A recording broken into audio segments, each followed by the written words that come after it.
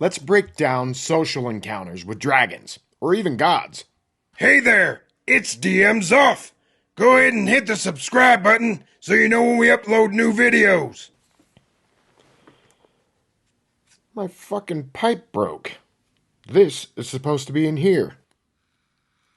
I used to fear social encounters with the likes of gods, and even more fearful was using dragons. I thought to myself as a teenage DM wisdom that I was not anywhere near as smart as any dragon or god. When I was younger, there was a DM that I played with that had a specific idea about how dragons would act and gods. They were pretty much these impenetrable walls that you could never get through.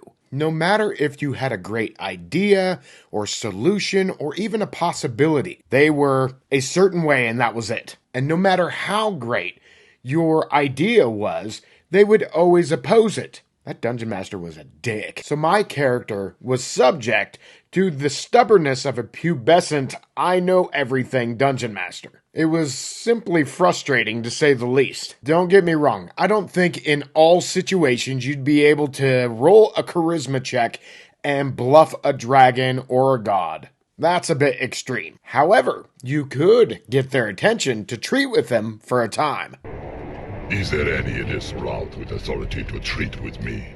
Speaking of time, it's story time! In my last session that I played, the characters were approaching a sleeping deep dragon, or purple dragon, in the Underdark. The kind of deep dragon that has a breath weapon that shoots spores out and makes you trip balls.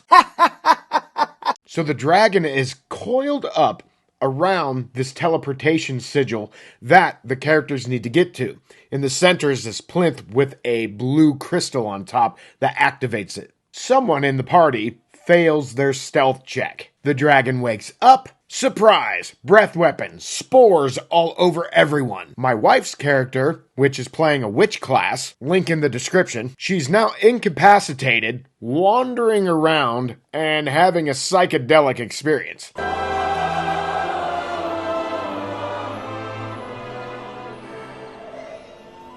One of the players throws himself down on the ground, prostrate, and exclaims, "Rex O'Neill, I beg of you, stay your hand!" Now, at some tables, the dungeon master might say, "I'll give you a charisma roll. Let's say it's 25 or more is your target number." They would attempt some sort of charisma check and then move forward. Other DMs would say, "No, you're already in combat. Roll or die." Don't get me wrong, there is a place for that. Probably only in my games with the BBEG at the final battle at the end of the campaign. But even then, I might allow it. But I digress. My mindset is that I've created a scenario. That's it. A teleportation circle and a dragon guarding it. That was the extent of my planning. I had no clue about the backstory of this dragon. Its thoughts, its dreams, its weaknesses, fetishes, pain, ways it's been betrayed, or its ideas on love, etc. When it comes to something like this, I'm going to make an opposed roll with the player. I'm not going to set a difficulty number,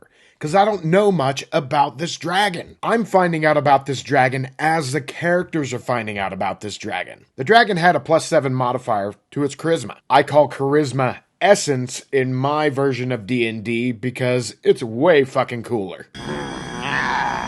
Yes, and now the beam will rid you of your fears, your thoughts, your vital essence.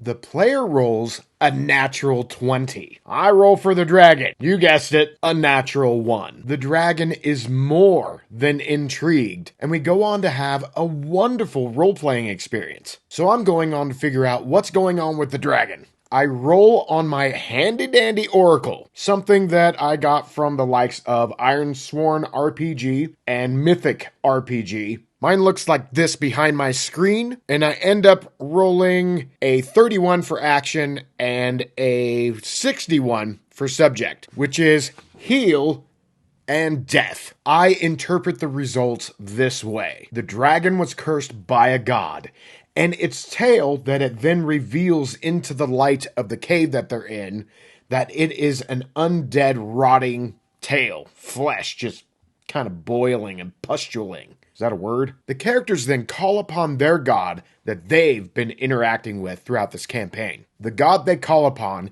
is a god within my campaign world called Ditach, the goddess of smoke. So the cleric character heals many of the scales, but not fully.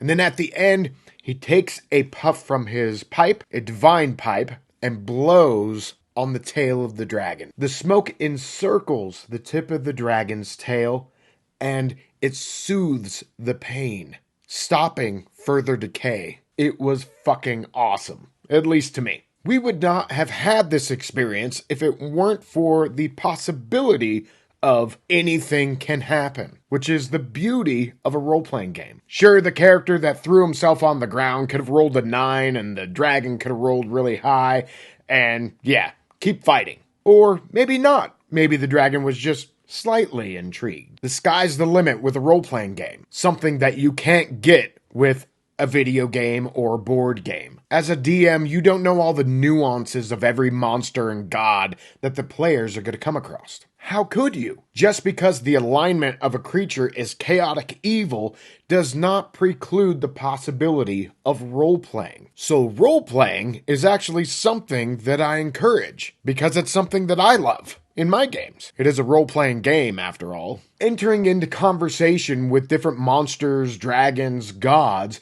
is always an alternative to just hacking and slashing, at least in my game. And should be in yours. That is if you want to play like I play. But who the fuck am I?